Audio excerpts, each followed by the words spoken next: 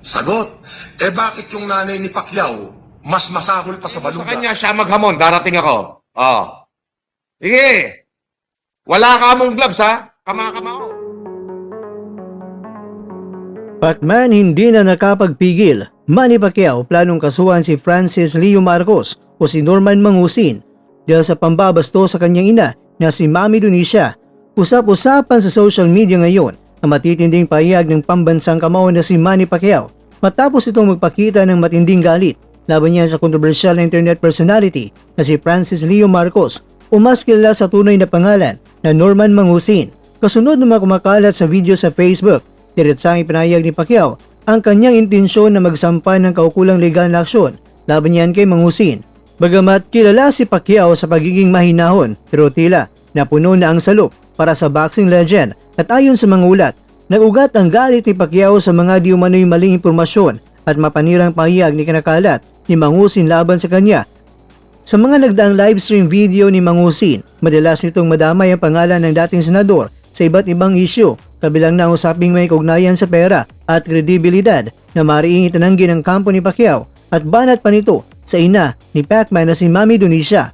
Ayon sa mga sources na malapit kay Pacquiao, inihanda na ng kanyang legal team ang mga dokumento para sa reklamong cyber libel at iba pang posibleng kaso laban kay Mangusin. Hindi na ito usapin ng politika o boxing, usapin na ito ng dangal. Masyado nang marami ang sinasabi na walang basehan, payag ng isang kinatawan mula sa kampo ni Pacman. Pero sino nga ba itong si Francis Leo Marcos mga kwento? Pero alam kong kilala nyo na siya, pero sa hindi pa nakakakilala, itong si Norman Mangusin na gumagamit ng pangalang Francis Leo Marcos ay matagal ng usap-usapan dahil sa kanyang mayaman challenge at pag-angkin na siya ay kamag-anak ng pamilyang Marcos, bagay na itinanggi na rin ng pamilya ng Pangulo sa mga nakarang taon.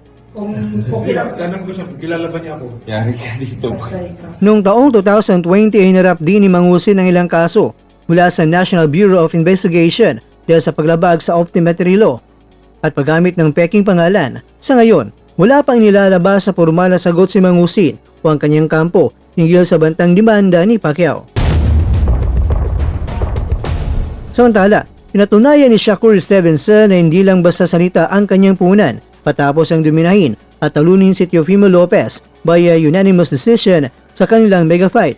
Mula sa unang round hanggang sa huling tunog ng bell, ipinamala si Stevenson ang kanyang bilis at teknikal na galing na nag-iwan kay Lopez na sugatan at walang may sagot. Epektibong counter punches. Hindi na itago ang tindi ng tinanggap ng bugbog ni Lopez sa gitna ng laban. Isang malakas na kaliwang direkta mula kay Stevenson ang nagdulot ng malalim na sugat at pagdurugo sa ibang bahagi ng kanyang kaliwang kilay.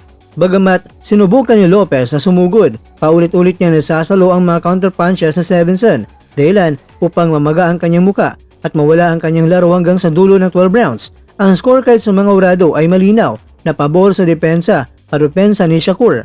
At sa halip na magdiwang ng gusto sa loob ng ring, agad naman na dumiretso si Stevenson sa kanyang locker room. Sa isang eksplosibong panayam, muling iginiit ng kampiyon ang kanyang naunang prediksyon. Sabi ko naman sa inyo, mismatch ang laban na ito. Ito was an easy fight, kampanting payag ni Stevenson.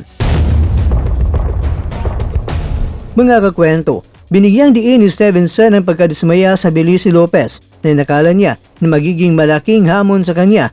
Ang akala ko talaga, mabilis siya. Yun ang sabi ng lahat, pero sa loob ng ring, sobrang bagal niya. Hindi niya ako mahuli. Akala ko mahirapan ako, pero hindi pala, dagdag pa ni Stevenson.